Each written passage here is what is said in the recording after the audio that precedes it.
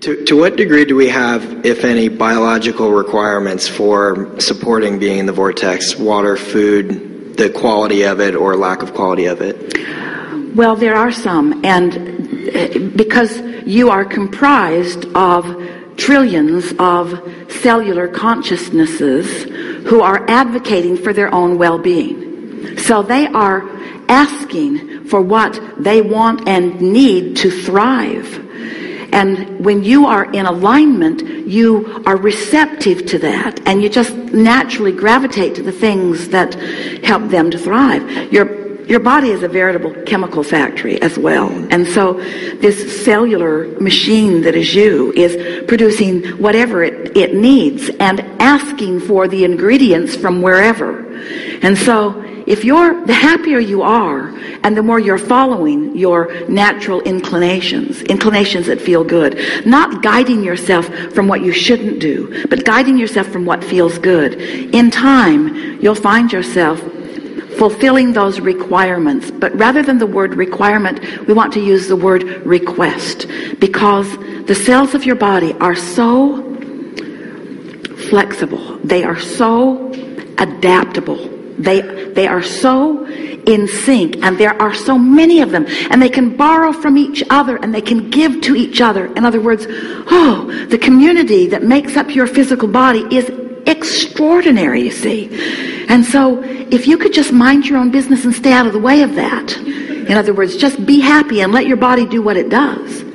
Do you ever feel the impulse? You get in your beautiful car. Do you ever feel the impulse, I better get under the hood and be part of the engine? It might need me. Or do you just get behind the wheel and do the part that you do? And so once you are caring about how you feel and tending to the things that don't feel good by looking for things that do. We started to say earlier in our conversation that in this attraction-based universe, there's no exclusion. So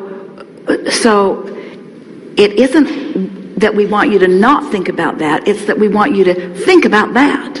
So once you get the hang of thinking about what feels good more and more and more, the issues of your world come into alignment. What begins to happen is you just hold yourself in this chronic place of inspiration, which we really want to talk to you about. Because speaking of turning thoughts to things, or vibrations to thoughts and thoughts to things, this is all about your translation process, isn't it? It's all about your realization process. So how do things manifest anywhere? Where did this stuff come from? Is it being trucked in from other planets? It isn't, is it? In other words, how is it manifesting? How are you realizing what you're realizing? Well, it's a vibrational interpretation that is becoming this perception that you have. You know, it's when you're born into reality, it's not the easiest thing to understand how it got there. But we want you to understand that things are changing because of your attention to them. So as this vibrations are turning to thoughts, and thoughts are turning to things, the emphasis that we want to place is upon your realization. So we want to talk about the manifesting process. What is the process of manifesting? Well, really, the very first manifestational evidence that you receive about your mix of thoughts, which is what you are creating, that's your mixing bowl, are the emotions that you feel. An emotion, what could be more manifested than something that you feel so powerfully? And when you think about it, just a little aside, everything that you or anyone wants or has ever wanted, you want because you believe you will feel better in the having of it. Whether it's a pile of money or a material object or an event or a circumstance or a relationship, everything that you want is because you think you will feel better. Well, when you think about it in the way we're presenting it to you here, one of the first things that manifests is the emotion. The emotion that helps you to understand your vibrational content. The next thing that manifests is thought. Now, we want to be very vibrationally accurate.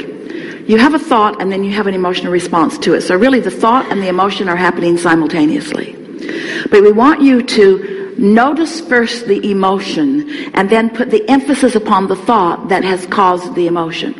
It'll be a really good way for you to perpetuate this momentum because more momentum, then the easier it is for you to continue this thought.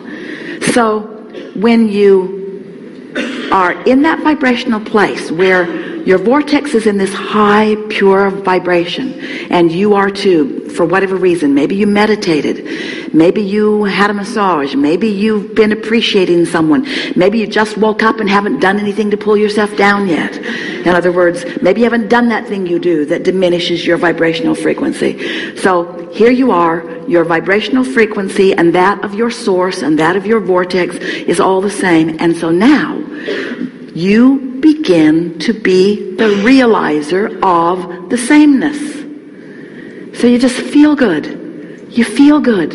And the thoughts that begin to waft into your mind, the thoughts that you begin to perceive because you're in the vibrational vicinity, and so you can easily translate them, as Esther is doing right now with our vibration. As those thoughts are flowing into your mind, acknowledge that you are the translator of those thoughts.